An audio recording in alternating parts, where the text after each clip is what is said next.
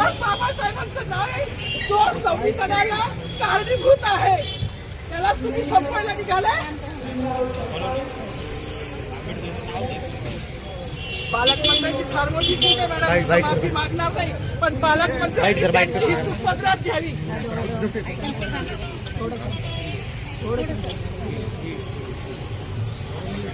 मला मीडियाशी घेणं नाही मॅडम, मला सस्पेंड केलं, मी मारूचे गाड्या उपसी, मी माफी काम करीन, पण बाबासाहेबांची ओळख पुसू देणार नाही. मला सस्पेंड करायचं करू शकता मॅडम, बाबासाहेबाला संपवायचं काम करायचं नाही.